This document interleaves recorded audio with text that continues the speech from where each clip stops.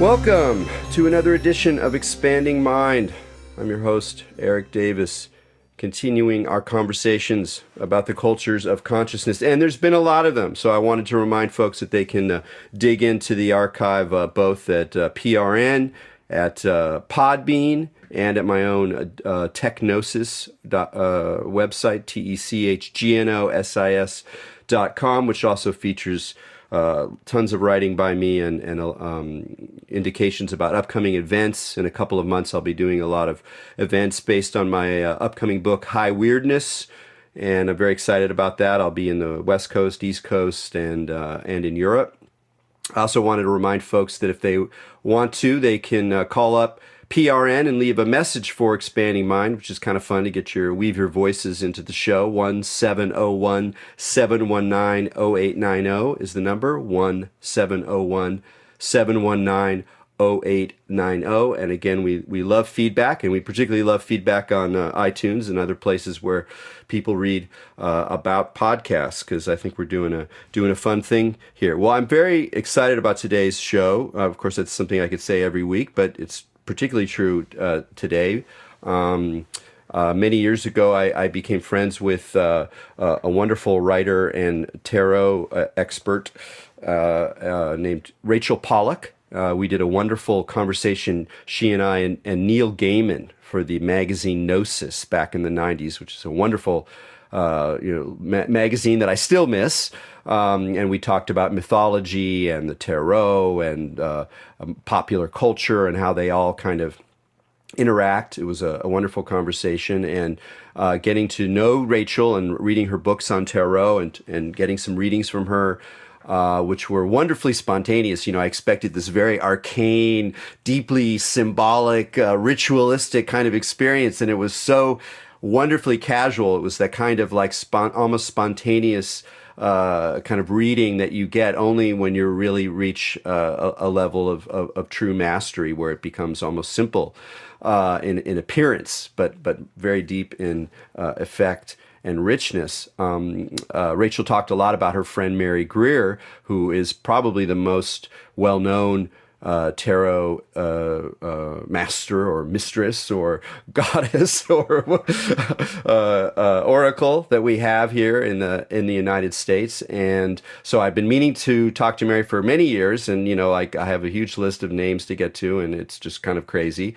But I have a wonderful excuse, which is that she participated in a fabulous book that just came out, Pamela Colman Smith, The Untold Story. And for those of you who are not too hip to the deep lore, the famous so-called Rider-Waite tarot deck, which is the one that everybody knows the most. I guess some people know Aleister Crowley's Thoth deck the most, but most of us know the so-called Rider-Waite deck the most. And I say so-called because one important name missed from that is Pamela Colman Smith, who actually did the designs for the work. And while she was guided by A.E. Waite for some of the work, particularly the major, the trumps, the major arcana, she really probably contributed a great deal to a lot of the images that people have come to love all over the world. It's an incredibly popular work. I mean, it's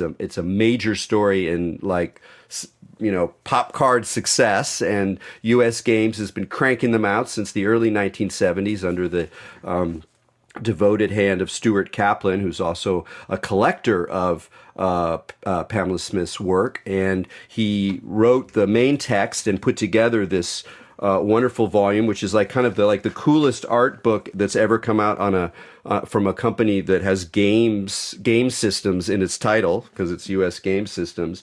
It's wonderfully illustrated. I learned a huge amount about this person that I knew a little bit about. She's a very compelling character, nicknamed Pixie, and when you see photographs of her, you can see why. Very independent, minded, spirited, spent time in Jamaica.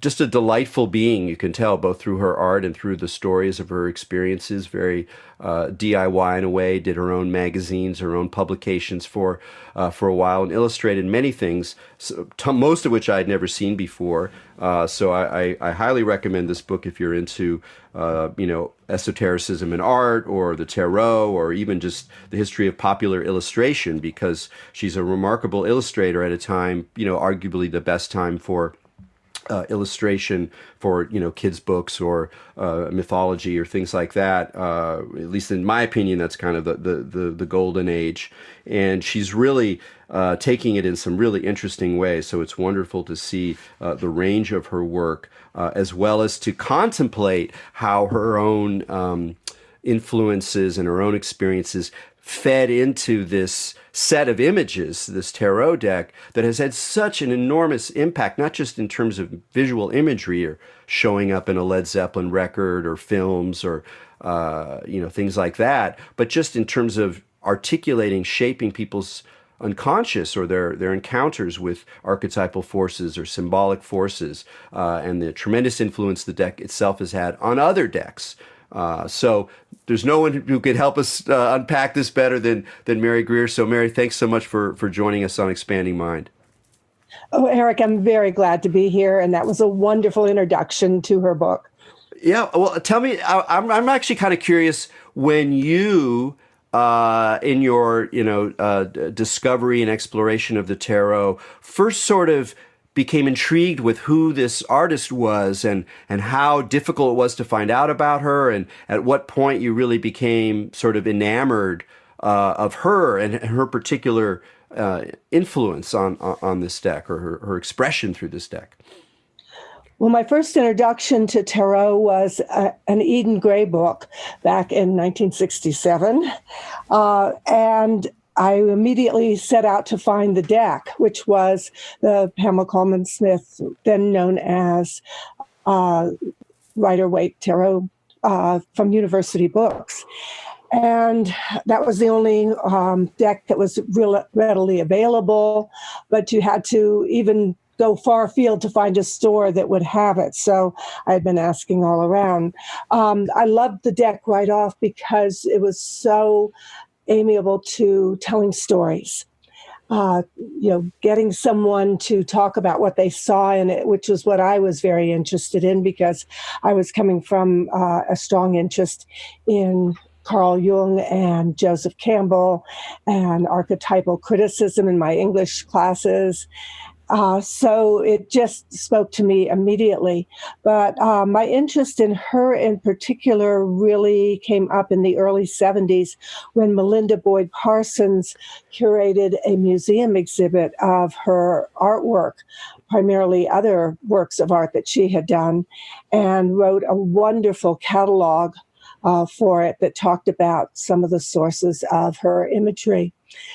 So Melinda was part of the biography of Pamela Colman Smith. She wrote a section on the tarot deck itself, because she had been really looking at what could be the sources for the imagery that Pamela included in the deck that went beyond what Waite had dictated. Well, let's talk about that, because that's a really interesting point. It's funny that there's in my mind, the two most significant decks in the English-speaking world are the Waite-Smith deck or Smith-Waite deck and the Thoth deck, and in both cases you have the sort of conventional story is that the great magus, the male mind who's putting together all this arcane symbology, then just sort of dictates it to this, to the female scribe who manifests their visions, and it's such a gendered, a traditionally gendered story. And then, of course, you look more closely at it and you go, wait, that's actually not entirely what's happening. It's like, yes, the guys were doing that, and they may have been thinking that that's what they were doing. But in both cases, in very different ways, but in both cases, you discover that a lot of what people are responding to and a lot of what gives the decks their lasting character is actually supplied by the artist. And in the case then, which then leads to the question, like, well, how much influence did they have? And we, as far as I understand it, we don't know that much, because we only have some vague hints, particularly about the minor arcana, the pip cards. So can you talk a little bit about how revolutionary the deck was in terms of the pip cards, and how you have come to see what what Pamela Smith was doing with her illustrations of those cards in particular, the numbered cards? Yes, it seems that she was pretty much left alone to create the minor arcana cards, which you're calling the pip cards. The decks before that just had abstract symbols, like a regular playing card deck, except that it was wands, cups, swords, and coins on the older decks. And actually batons instead of wands on most of the early decks. And the Golden Dawn reconceptualized those using the pentacles as a magic symbol of protection instead of coins. And Pamela Colman Smith seemed to have been left on her own, perhaps given a variety of meanings for each of the cards, but to come up with the pictures and images that would express those. So that totally transformed tarot. There was an early deck that did have some illustrations on the minor arcana cards. That was the Solabuska deck, which was practically unknown at the time, but photographs had been sent to the British Museum, and Waite lived at the British Museum, knew all the curators there. So I'm sure he took Pamela immediately to see these images. So we have the 10 of Wands with a man carrying 10 sticks on his back, and we have the 3 of Swords with 3 swords through the heart, and a couple of others. But even with the Solabuska deck, there's like 5 or 6 cards showing a man with a bunch of sticks on his back.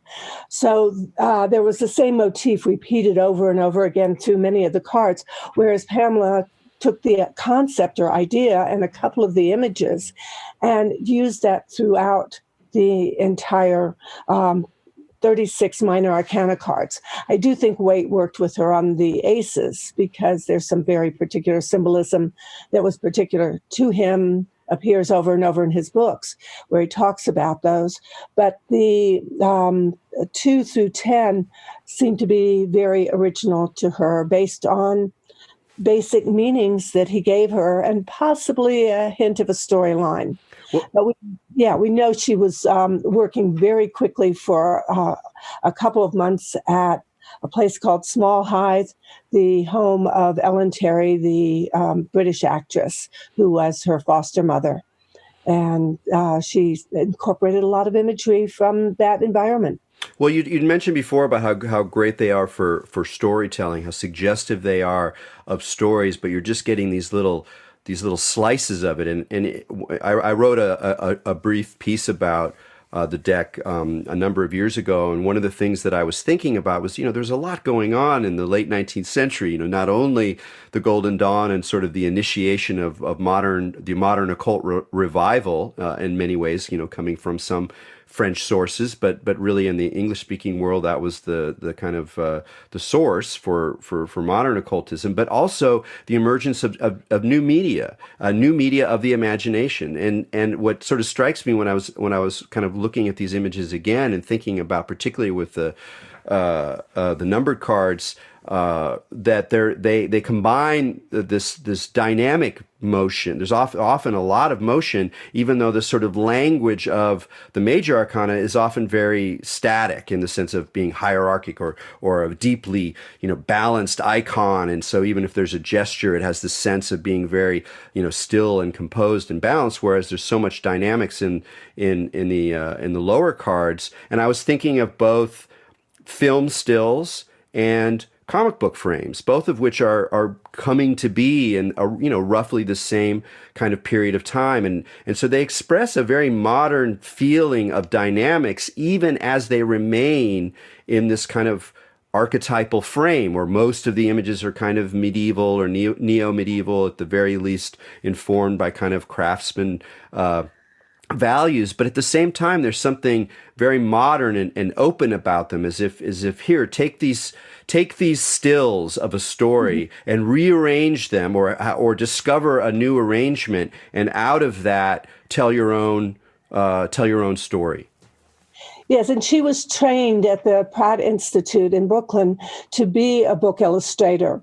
Although the articles about her that were in the Pratt newsletter basically said in a very kind way that they couldn't really teach her anything because her style and her way of doing things was so unique. But she did learn a lot about illustrating someone else's story. So making it come alive. And that's what you see so much in this book about her. All the examples of her other artwork is that aliveness. She illustrated a book on the Russian ballet that was written by Ellen Terry because they had recently come to London and were, the biggest thing that was going on there. And the dancing, you can get the feeling of the movement. So yes, I think you've made an excellent point there, is that she really made scenes come alive and you have a sense of something going on, something happening. We're familiar with it with modern storytelling, and some of the great illustrators of the 19th century also caught that. But that's what makes it so available to the middle of the story. Whereas the major arcana, as you said, they're very static. They're kind of based on the tree of life, which has these two columns on either side and a figure in the what's called the middle pillar sitting in the middle. So many of those are this kind of static archetype, if we want to put it that way, to mix up occultism with Carl Jung. Well, which is almost inevitable in this story. Yes. But yeah, the storytelling character and there's a universality that actually comes there with that storytelling faux medieval style of design and costume, that you can sort of place it anywhere, anytime. And that's what people have done. Almost all the modern decks today have work off of her minor arcana. So they play with it. They either copy it fairly closely, or they are doing a dance that is obviously in relationship to it.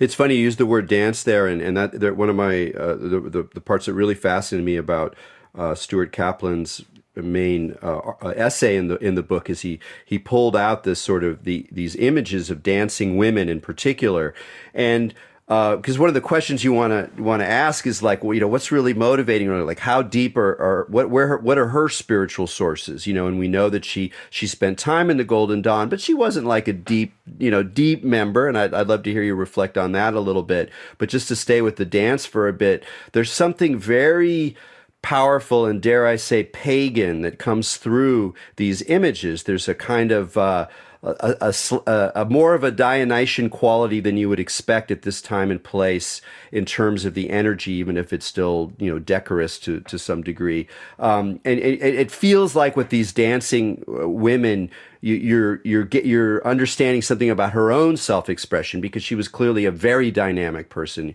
very colorful, interesting fashion choices, someone, a life of the party kind of person. What could you say more about the figure of the dance and how important that was to her and her approach to mythology, or her approach to images in general?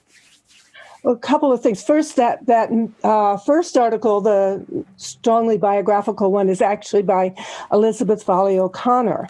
Okay, thank you. But we all contributed, shared information, edited each other's pieces, and Stuart Kaplan was with us 100% of the way. But she's the one who actually did a huge amount of research and pulled together a very strong biographical piece, partly because there's a lot of stories that go around about Pamela Colman Smith. There's huge parts of her life that very little is known about. And then a very short period when there's a huge amount known, because there were hundreds and hundreds of articles written about her during a very short middle period of her life. But to get to that dance, She was involved in theater from a very young age because her mother was renowned in Brooklyn for being part of kind of society drawing room dramas. When they moved to England, because her father was working in the arts and crafts construction, furniture business, and was bringing some of the American ideas to England. It seems that they were also very involved in the arts world and especially theater. It was with her father that she first met Henry Irving, who was the head of the Lyceum Theater that Ellen Terry was acting in, and Pamela Colman Smith traveled with them. She also made little theaters. They have the end of the 19th century, very popular to make these home little mini theaters that would just be like 18, 20 inches high and wide, and you'd have little cardboard figures that you would move around and act out different theater pieces. And Shakespeare was very, very important to her, and anyone who's seen Shakespeare on stage, it's full of action and movement and song and dance. So she was involved with it on stage. She did costume design for the Lyceum Theater and for William Butler Yeats. And then her own sense of theater and movement and color. That was one of the big complaints about her, is that her colors were so wild and so bright, and people were going to a more limited, dull palette at that time. But hers were just, brilliant oranges and greens and reds. And then another factor that added into that was that she, from the age of 10 until around 19, 20 years old, she lived for most of the year in Jamaica, where her father was working for a railroad there. So she became enamored of the folk tales that were taught to her. And for the middle part of her life, part of the way that she made money was as a professional storyteller, where she dressed up in the bright colors of the Jamaican women and would sit on the floor, and with little figures like the ones she used in the miniature theaters, she would tell the stories in the Jamaican accent. So all of this is this kind of dynamic, lifeful music, dance, theatrical energy that was around her that she epitomized. Yeah, that's great. I want to stay a little bit with that, the connection with Jamaica. I was thinking about this, and for our, kind of modern sensibilities that might strike us a bit off, of like dressing up like a Jamaican woman and telling stories in pidgin. But in the context of the times, it was really quite a strong gesture. One of the things I noted was that her written retellings of some of these tales appeared in early anthropological collections, and that she was actually the first one to write in pidgin, in Jamaican patois. And while that might look a little off for us today, because we have a lot more layers of how these representations have unfolded in the 20th century.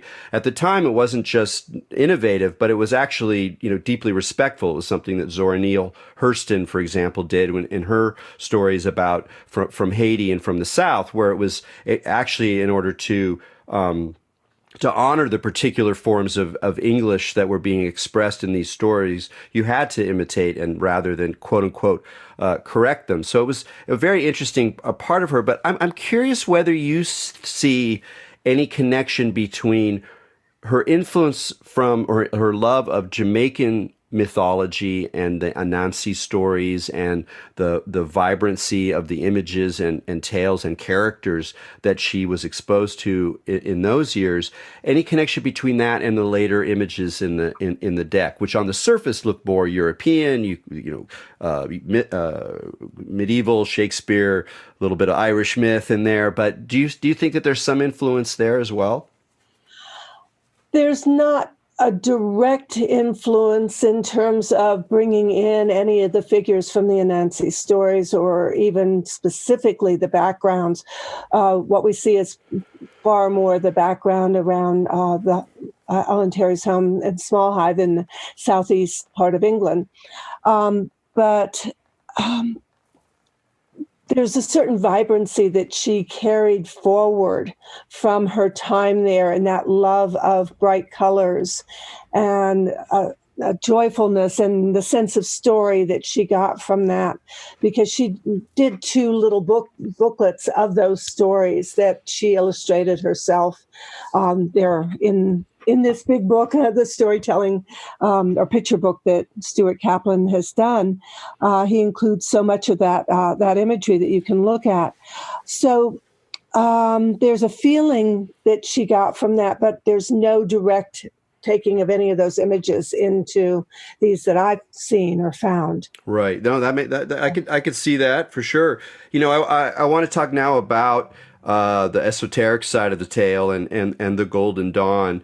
One of the things that interests me about her story is that her work ends up being arguably the single most influential vector of the whole Golden Dawn experiment. You know, if you're into esotericism in the occult, yes, the Golden Dawn is important in many different ways, if for no other reason than it minted, Aleister Crowley. But if you're not really in the occult, if you're in the broader culture, the only place you're really going to stumble across any resonance of the Golden Dawn is in this remarkable deck. But her own relationship with the Golden Dawn was like a lot of people who enter spiritual groups. She had her own reasons. She was there out of some mixture of, interests, or her friends were in it, and, she was drawn to it, but she didn't, kind of dive deep. And not to say that, she wasn't an authentic magician or anything like that. It's actually the opposite. It's the way in which I think that when we try to wrestle with the importance of magical orders, and I know you wrote a whole book about the women of the Golden Dawn, and you have a lot to say on the topic. Obviously, some of the women of the Golden Dawn were powerful movers and shakers that really shaped this occult, this esoteric current that came out of the order. But I think it's also really important for us to remember that when we think about magical groups or esoteric orders, or strange underground scenes that gather around charismatic figures or charismatic practices, that people are there for a really wide range of reasons. And some people might be really deep into the lore, the mysticism, or the arcane symbology, but other people are there for, in some ways, ordinary reasons, and that's part of what it's about. It's not like once you become a member of an occult order, you become this sort of like deep mage who's completely obsessed with esoteric secrets. Some people might do that, but other people are there for other reasons, and that can be just as legitimate an expression of the current. So especially since you wrote this, very well received and important book about the women of the Golden Dawn, such an important story in modern esotericism, how you see her relationship to the Golden Dawn stuff in contrast to Moyna Mathers or Florence Farr or whatever, in terms of how it allowed her to express something of that current, but also to do it in her own way. Yeah, she was only in the Golden Dawn for a short while, and when she joined, it had already come to a schism, a breaking apart, and so she joined Waite's far more mystical rectified order, which he used that word, the rectified order. And so she was following Waite, who had a mystical Christianity as a background, whereas the Golden Dawn was much more aligned with an Egyptian pantheon, although they included far more than that. She said that for her, there was this delight in the rituals, but not so much in learning all the memorized systems and so on that Golden Dawn people had to memorize, the Hebrew alphabet and all kinds of correlations between everything you can possibly imagine, the names of all these angels. They would have to take tests on all of this. And she didn't seem to be someone who was very interested in that. She always went her own way. As a matter of fact, she became a Roman Catholic soon after completing the deck. And then the World War I came along, she was very involved in making making things to contribute to the war effort. Like she would sell children's toys, but then all the money would be going towards the war effort. And she did posters for both suffrage and the war effort. But really her claim, or the reason why Waite chose her is that she was highly psychic. And that came out later during this period, was known for her pictures to music. And that's where she would sit and listen to music being played live, preferably by the composer himself.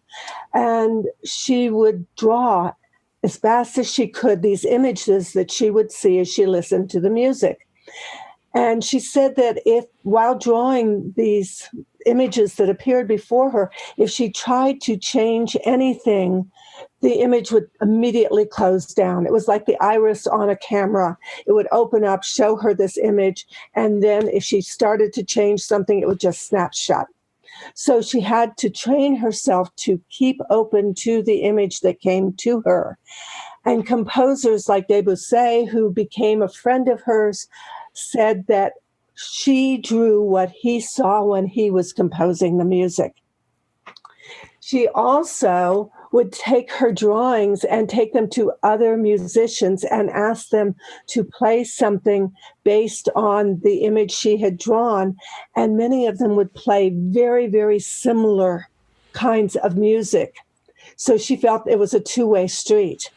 Yeah, this was a marvelous discovery of this book. And it really, because whatever you want to say about what psychic powers are, or this or that, deep, again, archetypes or not, just the fact that she would go into a kind of altered state, or a kind of visionary state, let's say, a visionary state that was literally visionary, that was cued by music, which is so abstract in some sense, so non-representative, and yet translated almost like a synesthetic experience, although you're not mixing senses so much as, well, it is kind of mixing senses. You're taking and sound into image. Yeah, you're right.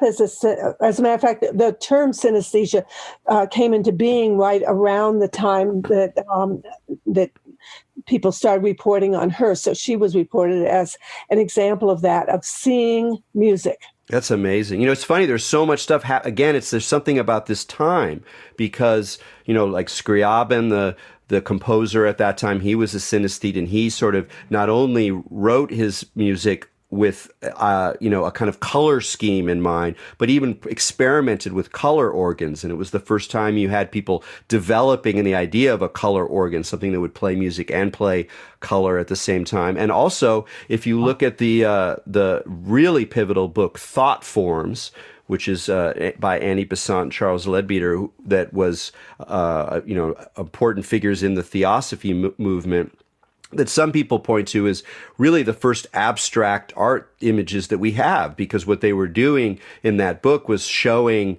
what different emotions or experiences would look like to someone with psychic vision. And there are these sort of abstract patterns of color. But in that book as well, they also talk about images, more pictorial images that are associated with music. So there's some way that the connection between music and illustration, and it's again that idea that illustration might seem trivial to some people in comparison with art, great art with a capital A, where the people are coming up with their original visions and they're making coming up with new techniques, whereas illustration is sort of a handmaiden to stories, or in this case to music. But there's something equally, if not sometimes more profound, about illustration, in contrast to sort of high art, in terms of its ability to stir these kind of visionary potentials, or these patterns of symbols, the emergence of some kind of rich world of imagery. And so the fact that she was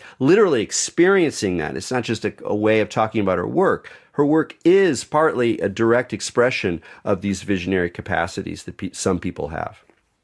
Yes, and many of the newspaper articles written about her during this time really focused on how unusual she was and what innovative experiences she was bringing to the art world.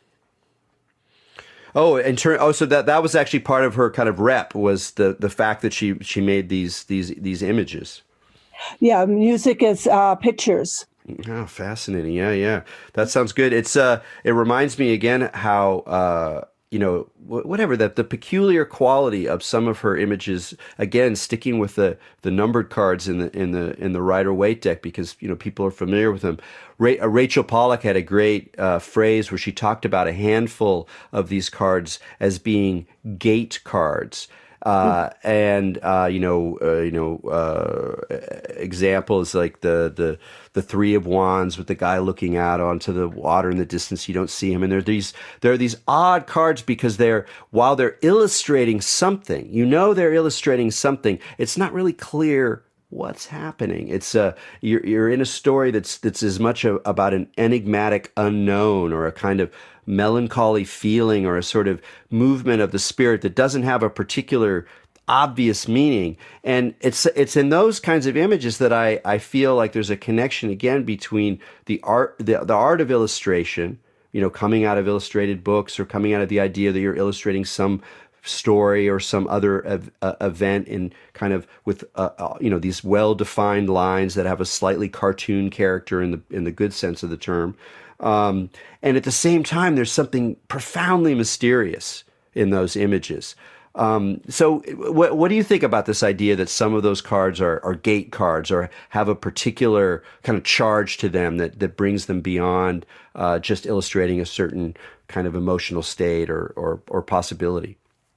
Well, people talked about her art, not specifically the tarot art, but her other art, as opening windows or doorways to an unknown world. And that kind of became a theme among several of the commentators on her work, that it did seem to take you into some other place, but specifically you would use the word unknown, and that's what they talked about, that she opened the doorways to an unknown world. So that idea of gate cards, which I don't think Rachel was at all familiar with these newspaper articles at the time, was picking up on the same thing. And that's what makes it so exciting when you're doing a reading, is I very often will ask the client to talk about one or more cards, and I ask them to simply describe the card. And in that description, a very literal description, not to get into any metaphors or meanings or anything like that, but in that description, there starts to create a world. There starts to create a story. And then we take it a little further into, if this was a child's story that began once upon a time, and this was the illustration, what would that story be? And so they begin, once upon a time, there was this, man in a red cloak standing at the edge of a cliff, looking out at the boats that he had just sent off on a long voyage, and thinking about, and then they go on and on. And of course, from a psychological point of view, everything that they're saying is actually a projection of their own current state, and usually reflects back directly to their issue. This is great that you made the transition yourself to talking about of how you read, or how you encourage people, your clients, to read the cards along with you. You talked about when you first discovered the tarot in the 60s. You were, very, influenced and interested in Jung and the idea of archetypes. How has, and obviously that remains a continuity in your work, but how has your sense of what's going on with the cards changed since then, in terms of either what's happening, or the best way to think about what's happening, or not think about what's happening? I'd love to hear that. Well, tarot's been kind of at the forefront of everything I do for 50 years. So, it's hard to say how things have changed, because I started out with connecting these images on the cards with the archetypes of Carl Jung. And my latest work that I'm working on now is an archetypal a Jungian approach to tarot. And it's in all of my books, but I'm finally coming out with a book that actually very specifically looks at Jung's theories and how they play out in the tarot. So, and on one way, it hasn't changed. In another way, I've spent 50 years studying and exploring and experiencing everything I possibly can about the tarot. And the Rider-Waite-Smith deck has been my constant companion through all of that. I own lots of other decks, and periodically I'll spend some time with another deck, but that's my core deck.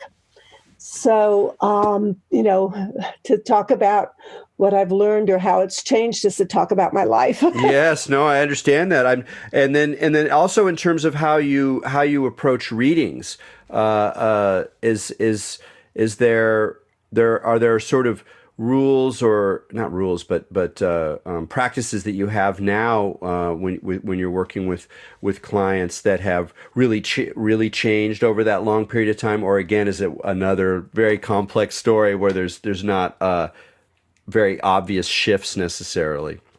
Oh, I've constantly added new dimensions to it, but it all comes out of the same kind of source. It's just becoming more aware of different techniques. Like through the years, I've explored lots and lots of different variations in guided visualizations and channeling. And I'm not a channeler per se, but I've certainly have studied and explored it in psychic development work and psychological forms of guided visualization, active imagination, which is the term that Carl Jung used and has its very specific steps and intent. My book, 21 Ways to Read a Tarot Card, kind of goes through the major techniques that I've developed over 50 years. And most of them relate in some way back to a Jungian approach of looking at an image, telling a story, and in that, whatever you say, seeing that as a projection of the moment, the synchronicity of the moment that you drew this card at this time for this situation. That's the synchronicity of all that coming together. And if you're getting a reading with this particular reader, all has a very strong relationship to the message or information that you are going to get at that time. The techniques I use are a combination of traditional tarot reading. I can go back to basics at any point, but also guiding a person through the experience. I call my readings a reading that is interactive, transformational, and empowering. And each of those words has great significance to me as to what my intent is and what I'm doing with someone in a reading situation. I mean, one of the wonderful things that seems to me about the tarot in particular, but also other currents within esotericism broadly taken, or psychic work, is that it creates the opportunity for people, not necessarily people who are experts or who have completely devoted themselves to these practices, but who are just encountering it, to have a framework to do their own kind of active imagination. You mentioned Jung's idea and the practices that you discover if you're doing deep depth psychology work of working with the imagination's capacity to come up to sort of produce in a not dissimilar way from the way that Pamela Colman Smith would see stories and images emerge while she was listening to music, that there's a way to free up the unconscious, the dreaming mind while we're awake, and to work with or at least witness this kind of image production. And especially now when we're surrounded by manufactured images, by photographs, by digital images, by CGI that looks more and more real. There's screens everywhere. And a lot of these stories that people are interested in, they have fantasy elements. They have quote unquote archetypal elements in them, and that's, good and bad in some measure. But one thing that does seem to me to be happening is that the imagination, meaning one's own capacity to elaborate creatively, spontaneously images that have meaning for you, that capacity is not really supported by much of our current reality. And in fact, in any way, it almost is sort of almost an endangered species, because it's so much easier just to plug into somebody else's concocted imagination through the TV screen, or the Netflix screen, or any of the other worlds that we can kind of lose ourselves in. And one of the wonderful things about Tarot, again, and other practices that work with imagery, is that you're invited to like kickstart your own active imagination and see where it goes, and whatever happens is going to be resonant in some way or another. And that seems like a really powerful thing to keep alive as possibilities that people can have. Well, you've brought up, I think, some really important perspectives, and ones that I hadn't sat down and thought about so much. The computer games and all the different media forms. One of the big differences is, I'm realizing now between those two, is the active part of active imagination. And for Carl Jung, that is especially important, because a lot of guided visualizations are very passive. You're observing something just like you would watch the media on TV. But active imagination, Jung specified that you had to be present in the fantasy, in your imaginative scene. You interact with the figures that are there. You accept what's happening as real within its own framework, within its own reality. That unknown world that Pamela Colman Smith talked about is as real as our real, but it's a different sphere. So you accept that as real. You don't question what's going on until you come out.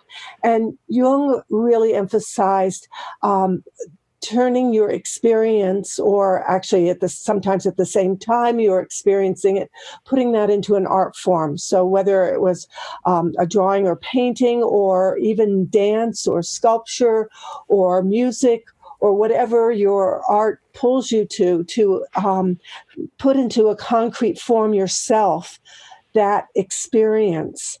And then also to actively, after the fact, go over everything with an ethical and moral evaluative judgment, and then turn that into some outer action in the world. Carry forward what you learned and got out of that experience into some relational thing that you do with other people in society and culture. Yeah, that's great. And for you, it seems like the tarot allows both a kind of way to stir up those imaginative juices, kind of kickstart them, give them a little nudge.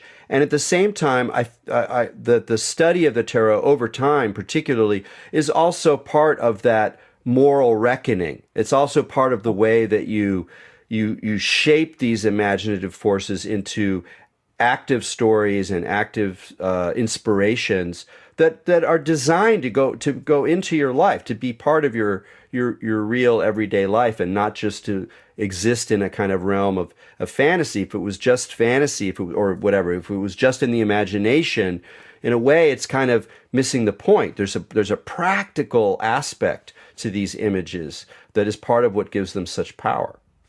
Yes, and he saw it both in terms of creative expression, which is so powerful, that we step from fantasy into our own creativity, and then that moral, ethical obligation to enact something in the world.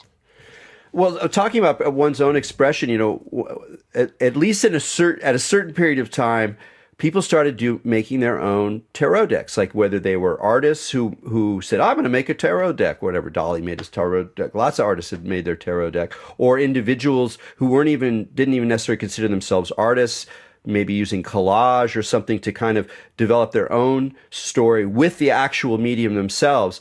Is that still as robust as it was, let's say, in the 70s and 80s?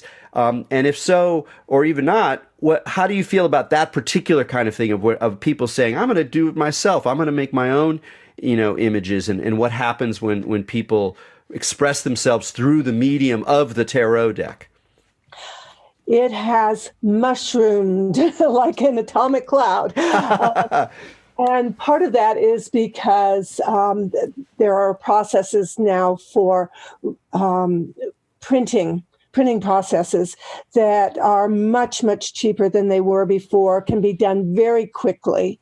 Some people send things off to China, but we're also getting more and more of that kind of equipment here in the United States, so that someone can do a short run of 20 decks, 100 decks, 1,000 decks, at, possible amounts of money. It used to be that it was totally impossible to even for an individual to be able to create a deck for themselves, partly because of how do you market it. But the other part was just coming up with the money to have it printed in the quantity that you would have to make it viable. So now you can do these short run decks at a fairly reasonable price, and through the internet have people buy them. So you might only sell 500, but you get 500 out there at more than what you would pay for a deck out of the store standard catalogs. So there's been a mushrooming of these decks, everyone coming up with their own version using all different kinds of art forms, two-dimensional art forms. But it's still the case. Would you say that some of Pamela Colman Smith's images are just, even as people are making their own versions, a century plus after the fact, that they still shape what people come to when they decide to illustrate a particular a card?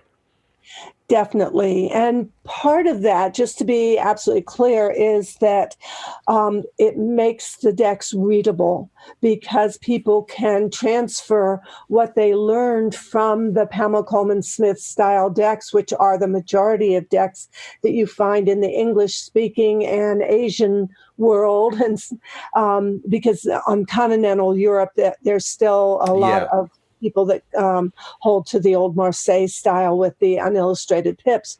But the majority of the world has really adapted this format. So once you learn how to interpret those cards based on those imagery and the meanings that go with them, then you can carry it across to the majority of the decks that come out. So people are sort of locked into something that at least somewhat relates to the Pamela Colman Smith imagery. What has happened simultaneously among those people who want to range outside of that is that there's also been a mushrooming of what are most generally called oracle decks. And those are decks that can be any number of cards using any kind of symbolism and imagery that they want. And those are growing probably almost as fast. Oh, that's a really helpful distinction. I hadn't quite made it, but it makes total sense to me. I think that my preference is probably still for the tarot, and I think it's partly because one of the things that's difficult for us now is that we kind of want tradition, but we don't want the capital T traditions that maybe mainstream religion has for us, or more conservative ways of insisting on revealed truths. And so the tarot allows this sort of interesting threshold between popular culture and personal inspiration and a tradition. At this point, it's a modern tradition. It's something that we can feel we're inside of a constraint. It's a genre. It has certain rules. It has certain expectations. And if we stay within those, it can be very powerful for many people who don't know you, don't know your inspirations, don't know your influences. So it allows individual expression within a kind of recognizable template that kind of creates the sense of tradition of continuity that we want. Even if you go back to the origins, it's really not that long ago in terms of at least the differences that this particular deck was making. So I think it's actually a really wonderful balance of novelty and something like tradition. Yes, and people responding to tradition, there's the feeling that the tarot deck, through all the years that it's been read as a divinatory tool, which is primarily since the end of the 18th century, that it covers our life experiences. So the images can be reinterpreted in terms of modern day experiences very easily. And many of the decks take the sense of the Rider-Waite-Smith deck and her imagery, but modernize it into urban environments, or they take it into other mythical spheres and realms of trying to think what the one with the goggles and all the mechanistic Like stuff. cyberpunk kind of steampunk. Steampunk. Yeah. Steampunk, that's the word.